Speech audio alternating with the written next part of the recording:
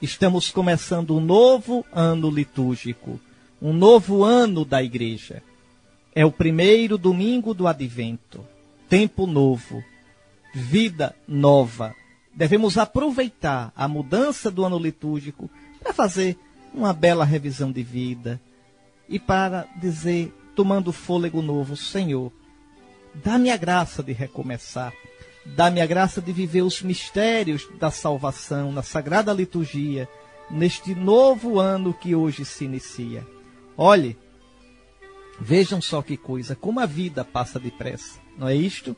Um ano já voou. É rápido demais. Que a gente saiba viver com sabedoria os dias da nossa vida. Tempo do Advento. Você já sabe, a palavra Advento quer dizer vinda, chegada.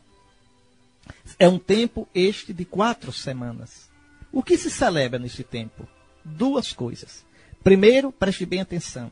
É um tempo no qual nós, com ânsia, com desejo, pedimos ao Senhor que Ele venha.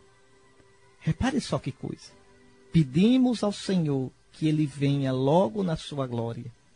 Pedimos ao Senhor que Ele leve toda a criação, que Ele leve a nossa vida, que Ele leve a história humana para a sua glória. Tem gente que diz, Deus me livre que eu esteja vivo quando Cristo vier. Não tem jeito, porque Cristo vem na hora da nossa morte e Cristo virá no fim dos tempos. Então a gente pede aqui, no tempo do Advento, a gente pede aquilo que o Senhor nos ensinou a suplicar no Pai Nosso. Venha o teu reino. Aquilo que a gente pede na consagração da missa. Vem, Senhor Jesus. Maranatá. Pois bem, tempo do Advento. Tempo de olhar para a sua vida, olhar para o mundo e dizer, meu Deus, como o mundo é ferido e cansado. Vem, Senhor. Vem logo. Que passe este mundo e venha a tua graça. Que passe este mundo e venha a tua glória. Por que é que a gente tem tanto medo de lembrar que estamos de passagem e que lá, em Cristo, é que permaneceremos para sempre? É porque a gente tem uma ideia errada do fim dos tempos. A gente acha que é um tempo de destruição, de condenação. Não é. É a salvação que Cristo já trouxe, que vai se manifestar plenamente quando Ele vier em glória. Tenha medo não. O que veio como Salvador a primeira vez é o Salvador que virá na sua glória, para levar tudo à consumação. É por isso que a cor deste tempo é o roxo. Roxo que lembra a vigilância, o desejo. É este o significado. Mas esse tempo, nos preparando para o fim dos tempos, nos lembra que Cristo já veio também. E assim nos prepara para o Santo Natal, sobretudo a segunda parte deste tempo, que começa no dia 17 de dezembro. O Advento é bem dividido em 2 partes. As primeiras 2 semanas se concentram na segunda vinda de Cristo. A partir do dia 17, toda a celebração da igreja, todas as orações se concentram na celebração da vinda de Cristo em Belém, no Santo Natal. Então você vai ver as leituras, as orações deste tempo, tudo nos joga na expectativa do Cristo que vem. Olhe, a partir de agora começa o Evangelho de São Lucas, está certo? Porque a liturgia da igreja divide as leituras das missas dos domingos em 3 anos. Ano A se lê São Mateus, ano B, que foi até domingo passado, se lê São Marcos, e hoje começamos o ano C, se lê São Lucas. Você pode dizer, veio, não tem um ano D não com São João? Tem não. São João a gente lê todos os anos. No tempo do Natal, nas 2 últimas semanas da Quaresma e nos domingos da Páscoa. Então a gente lê também São João, só que ele fica espalhado nos domingos dos outros anos. Está certo? Então, ano C, ano litúrgico novo, vida nova, coragem nova. Veja, essa profecia foi feita por Jeremias no século VI a.C., quando Israel, quando o povo de Deus, estava sendo ameaçado pelo poderio imenso de Babilônia. Então, Jeremias tinha uma missão danada de difícil. Sabe qual era? Era dizer para o povo, ou vocês se convertem, ou virá a Babilônia e destruirá tudo, e vocês irão para o exílio. Mas mesmo anunciando isso, o profeta anuncia também que existe uma esperança. O povo não se converteu, não. E os babilônios vieram, viu? Mas vieram colocando fogo pelas ventas. Em 597 a.C., eles vieram, levaram a maioria do povo para o exílio, está certo? E 10 anos depois voltaram, e aí colocaram fogo no templo e destruíram Jerusalém. Mas aí, no meio desse desespero, veja que palavra de consolo do Senhor. Eis que virão dias em que farei cumprir a promessa de bens futuros para a casa de Israel e para a casa de Judá. Que coisa impressionante, mesmo na maior treva, o Senhor anuncia a luz. Mesmo quando tudo parece sem esperança, o Senhor anuncia uma nova esperança. Que coisa! Naqueles dias, naquele tempo, farei brotar de Davi a semente da justiça, que fará valer a lei e a justiça na terra. O que é que Deus está prometendo pela boca de Jeremias? Está prometendo que o povo voltará do exílio. E voltou mesmo, viu? Em 539, com o edito de Ciro, o povo voltou. E veja, o profeta diz mais, que desse povo que vai voltar, desse resto de Israel que vai voltar, Deus fará nascer, fará brotar de Davi a semente de justiça. Quer dizer, a semente de santidade. Você já deve estar imaginando quem é esta semente de justiça, este rebento de justiça. É Jesus, nosso Senhor. É Jesus. Ele fará valer a lei e a justiça na terra. Com esse rei que virá depois do exílio, a justiça. Justiça compreenda a obediência aos mandamentos de Deus. O justo é o obediente a Deus. A justiça é a obediência aos preceitos de Deus. Naqueles dias, Judá será salvo. E Jerusalém terá uma população confiante. E este é o nome com o qual Jerusalém será chamada. O Senhor é a nossa justiça. Ou seja, o Senhor é a nossa santidade. Agora, preste atenção. Essa profecia se cumpriu, cumpriu-se. O povo voltou em 539. Voltou um resto. Deus é fogo, Deus salva com um resto. Deus faz passar pela peneira e o resto, aquele resto que parece que não tem valor nenhum, que não tem força nenhuma, com aquele resto, Deus salva. É desse resto que vai nascer o Messias. O povo de Israel no tempo de Jesus já não era um povo mais livre. Veja, aqui no tempo de Jeremias, o povo de Israel foi escravizado pelos babilônios. Depois vieram os persas, derrotaram os babilônios e escravizaram o povo do mesmo jeito. Depois vieram os gregos, derrotaram os persas e escravizaram o povo. Depois vieram os romanos. Na época dos romanos, Jesus nasceu. É um resto. O povo de Israel é só um resto. Fraco, não tem nem rei. Quem é que manda em Israel? É o sumo sacerdote. Porque o rei é um estrangeiro, é César, que mora em Roma. Mas é com esse resto, sem força, com este resto que parece que não vale mais nada, com este resto que parece que não deve esperar mais nada, desse resto nascerá o rebento de Davi, o Messias, que trará à terra a justiça de Deus, a salvação. Compreende? Agora, veja que coisa bonita. Isso se cumpriu, mas isso continua se cumprindo. Quando a gente lê agora essa palavra, ela fala também para a gente. Fala do fim dos tempos. Repare como o texto da Bíblia é. Ele fala do passado, que já se cumpriu. Ele fala do presente. Eu vou dizer já o que ele diz no presente. E fala do futuro. Eis que virão dias. É verdade. Em que farei cumprir a promessa de bens futuros para a casa de Israel e a casa de Judá. A casa de Israel, a casa de Judá agora, quem são? É a igreja. É a igreja que é a nova Jerusalém. É a igreja que é o novo povo de Deus. Naqueles dias, naquele tempo, farei brotar de Davi a semente da justiça, que fará valer a lei e a justiça na terra. Já veio Jesus, O Natal dele está se aproximando. Mas ele virá. Esta promessa continua de pé.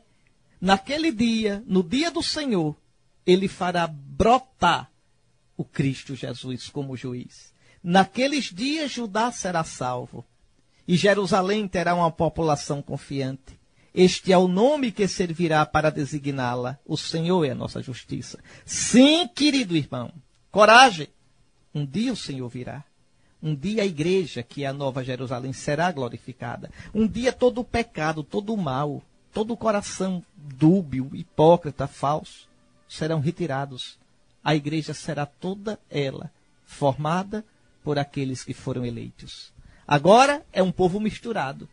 Agora, tantos católicos o são somente de nome, da boca para fora. Agora, o joio está misturado com o trigo. Mas no fim dos tempos, na época da colheita, o Senhor vai separar o joio do trigo. E o trigo será recolhido no celeiro de Deus, e o joio será queimado ao fogo. Então veja como é impressionante. Uma profecia do passado, e que já se cumpriu, continua uma profecia para o futuro. E continua uma profecia para o presente, porque essa palavra de Deus mexe comigo. Porque essa palavra de Deus exige que eu me converta a Ele, para que eu possa estar com Ele quando Ele vier na sua glória. E mesmo porque Jesus que veio em Belém, Jesus que virá no futuro, Ele vem no presente. Vem nos irmãos, vem nos acontecimentos da vida, vem nos seus sofrimentos. Compreende? É por isso que a palavra de Deus é viva, é eficaz. Agora eu queria que você ficasse com esta ideia nesta primeira leitura. Deus sabe tirar do mal o bem.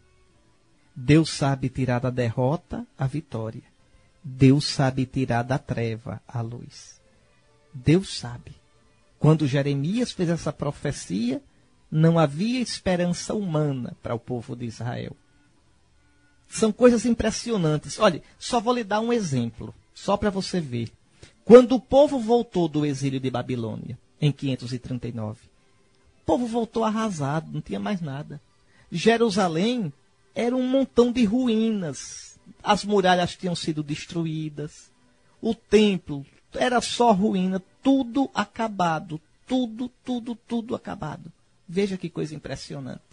E, no entanto, o Senhor, pela boca do profeta Zacarias, profetizou.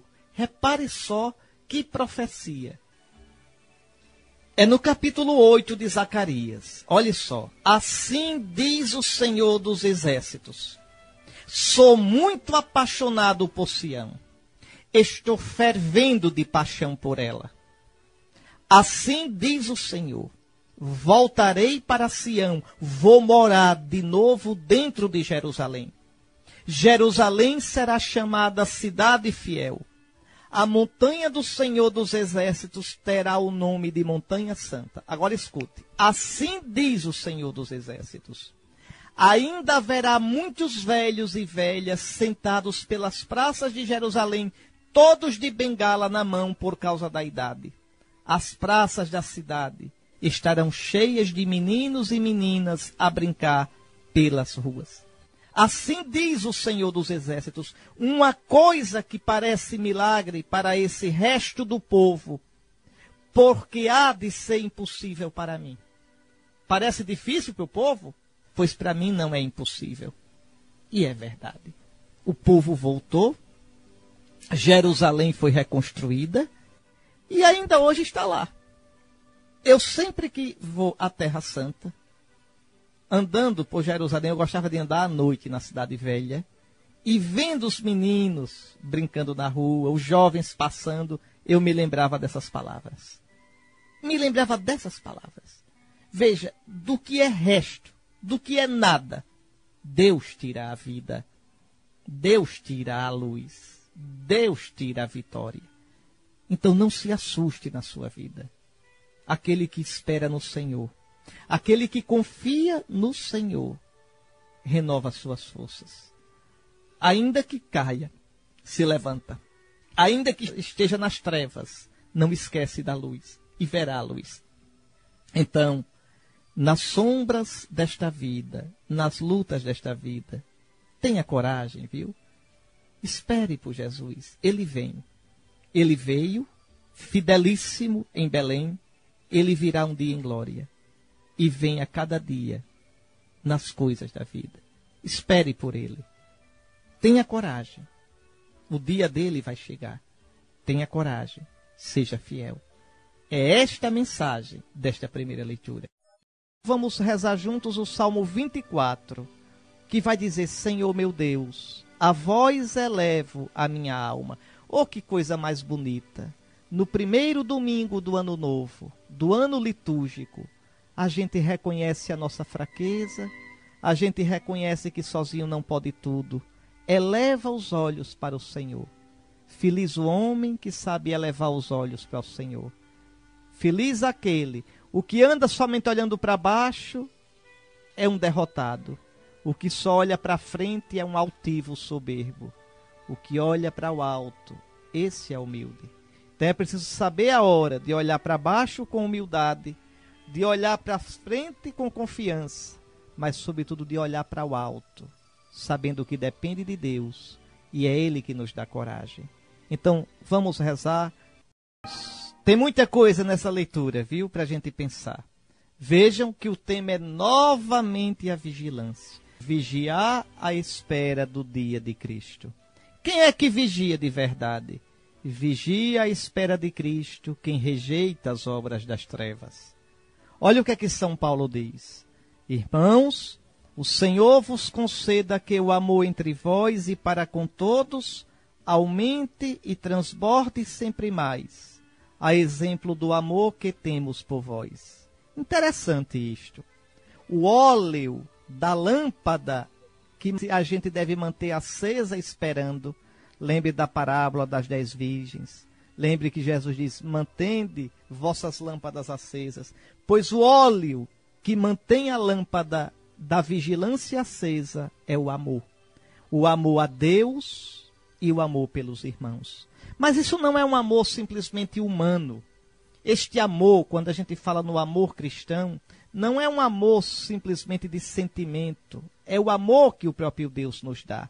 São Paulo, na carta aos Romanos, no capítulo 5, versículo 5, diz que o amor de Deus foi derramado nos nossos corações pelo Espírito Santo que nos foi dado. Se a gente pode amar como cristãos, se a gente pode amar no amor do reino de Deus, é porque esse amor já habita em nós. E esse amor é o Espírito Santo que nos foi dado. Por isso, São Paulo pode dizer: o Senhor vos conceda que o amor entre vós e para com todos aumente. Então, o Senhor vos conceda, viu? O Senhor conceda a você, a mim, que a gente seja tão dócil ao Espírito Santo de amor, que a gente transborde em amor a Deus e para com os outros. Isto sim. Ora, com este amor, com esta docilidade à ação do Espírito de amor em nós, olha aqui, que assim Ele confirme, Deus confirme os vossos corações numa santidade sem defeito, aos olhos de Deus nosso Pai, no dia da vinda de nosso Senhor Jesus, com todos os seus santos. Sim, a gente está caminhando para esse encontro com Cristo. Cristo virá na sua glória e nos levará ao Pai. Pode ter certeza disso. Cristo virá para você na hora da sua morte. Virá para mim na hora da minha morte. E virá para todos nós no fim dos tempos. Pois bem, que nosso Senhor nos dê viver de tal modo o amor dele, o amor a ele na força do Espírito Santo de amor, que nós possamos estar diante dele no dia da vinda de nosso Senhor. E ele nos conduz ao Pai. Enfim, meus irmãos, eis o que vos pedimos e exortamos no Senhor Jesus. Olha o que São Paulo diz. Vós aprendestes de nós como deveis agradar a Deus e já estáis vivendo assim. Olha aqui a tradição apostólica. Não é só o que os apóstolos escreveram. São os exemplos de vida que eles nos deram. São Paulo diz claramente: aprendestes de nós como deveis viver, conheceis de fato as instruções que temos dado em nome do Senhor Jesus. Em outro texto, em outra carta, São Paulo diz: as instruções que vos damos, seja oralmente, seja por escrito. Então, a tradição apostólica que está viva na igreja. Uma outra coisa bonita também nessa leitura é que São Paulo diz que o Senhor Jesus virá com todos os seus santos. É muito bonito. Com todos os santos do céu. Com todos aqueles que já estão na glória. E são muitos, Dom Henrique. Olha o Apocalipse. Que festa que é no céu. Olhe quantos, uma multidão vestida de branco. Olhe a carta aos Hebreus, no capítulo 12, que fala de uma nuvem de testemunhas que já torcem por nós. Então, haverá um dia, viu, meu irmão, em que a sua vida, a minha vida serão passadas a limpo. É um dia de salvação, mas é preciso se preparar para este dia. Porque se eu fecho o meu coração agora, eu me coloco fora do reino que o Senhor um dia fará brilhar em plena glória. Ele já trouxe este reino com a primeira vinda dele. Este reino vai crescendo como o grão de mostarda. Mas um dia chegará o tempo em que este reino será plenamente realizado para todos nós. Está aí, eu não disse a você que o tempo do advento nos prepara para a vinda de Cristo? A vinda do Natal, mas, sobretudo, no começo do advento, a vinda no final dos tempos. Olha aí Jesus no Evangelho de Lucas, falando sobre o fim dos tempos. Agora, olha, vou logo avisando. Toda vez que a Bíblia fala do fim dos tempos, fala com a linguagem figurada. Vou logo dizendo que é para a gente não pensar besteira. Está certo? A Bíblia fala sempre do fim dos tempos com a mesma linguagem.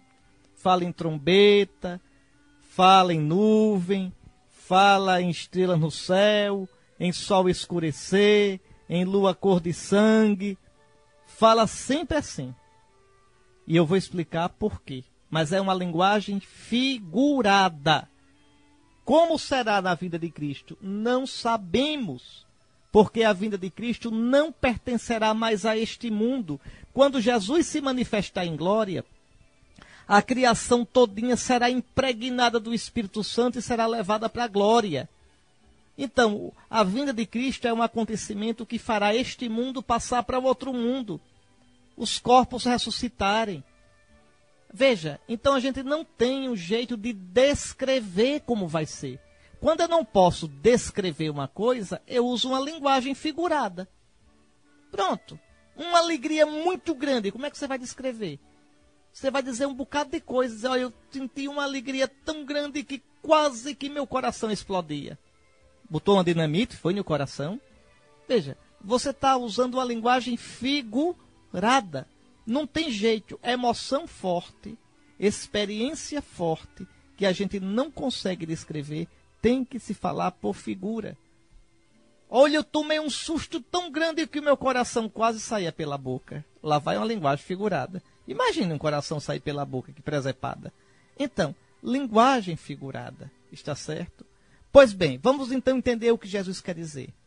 Haverá sinais no sol, na lua e nas estrelas. Vejam, na terra as nações ficarão angustiadas com pavor do barulho do mar e das ondas. Os homens vão desmaiar de medo, só em pensar no que vai acontecer, porque as forças do céu serão abaladas. O que é que Nosso Senhor quer dizer com isso? Nosso Senhor quer dizer que a vinda dele será como uma dor de parto. Aliás, ele diz isso no Evangelho de João. E no Apocalipse fala nisso também. É como uma dor de parto, mas a dor de parto é dor boa. Olha, a mulher pode estar dizendo, o senhor diz isso porque o senhor é homem e não vai parir. Não pense assim com o bispo. É dor boa porque é uma dor que gera vida. Dor triste é dor que gera morte. Jesus diz isso no Evangelho de João, viu?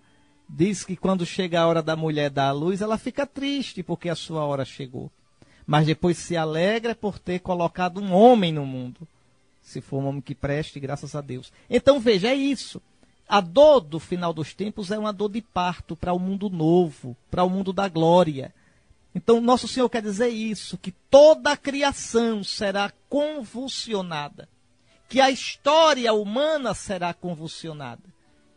Por que é que os homens vão desmaiar de medo? Entenda, medo terá quem a Cristo desprezou.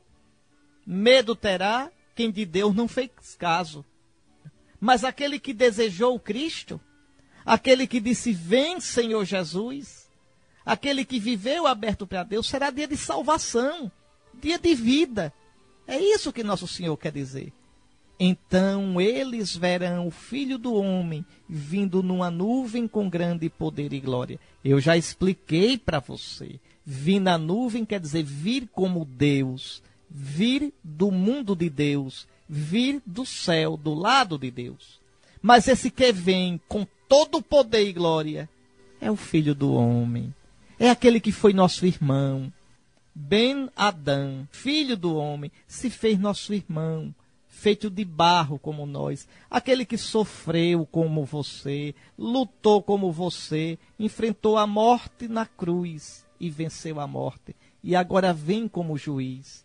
Que coisa bonita. Meu juiz tem nas mãos as chagas da paixão que sofreu por mim. Meu juiz é aquele que deu a vida por mim. Meu juiz é aquele que vem para consumar, para levar à plenitude a salvação que iniciou na sua primeira vinda. Por isso Jesus diz, olha, quando estas coisas começarem a acontecer, levantai-vos e erguei a cabeça, porque a vossa libertação está próxima. Então a vinda de Cristo é de treva para quem na treva viveu. É de condenação para quem longe de Deus se condenou. Mas para aquele que buscou o Senhor, é dia de salvação, é dia de glória. Por isso a gente diz, vem Senhor Jesus. E aí depois que Jesus anuncia isto, olha como ele me adverte. Olha como ele adverte você. Tomai cuidado para que vossos corações não fiquem insensíveis por causa da gula, da embriaguez, das preocupações da vida, ou seja, de uma vida atolada somente neste mundo, mete o nariz neste mundo, só se preocupa com as coisas desse mundo, trabalho, prazer, curtição, família, problemas, e esquece de levantar os olhos para o céu. Aí sim, se for assim, esse dia cairá como uma armadilha sobre todos os habitantes de toda a terra. Por que Jesus usa essa imagem? Imagine aquela armadilha pendurada no galho das árvores. Quando o bicho passa embaixo, a armadilha cai de repente. A rede cai sobre ele. Assim será este dia. O Senhor não pede licença. O Senhor não marca dia nem hora. Ele virá. Ele virá na hora da minha morte, que eu não sei quando vai ser. Ele virá no final dos tempos, que eu não sei quando vai ser. Me interessa uma coisa só, vigiar. Olha o que nosso Salvador diz. Ficai atentos e orai a todo momento, a fim de terdes força para escapar de tudo o que deve acontecer. Escapar das armadilhas da vida. Escapar do desespero, da descrença, da infidelidade, de um coração dividido. Veja, escapar de tudo isso e terdes força para ficar em pé diante do Filho do Homem. Está aí, queridos irmãos. Esse tempo vai nos convidar o tempo todo a isto. O advento é assim. É o tempo que nos cutuca mesmo, para que a gente viva na vigilância, na fé, na oração, na busca de reconhecer o Cristo, Ele que veio, Ele que vem a cada dia e que virá, para que possamos estar de pé diante dele quando ele vier em glória. E agora, abençoe-vos o Deus Todo-Poderoso, Pai, Filho e Espírito Santo. Até domingo que vem, se Deus quiser, um santo tempo de advento,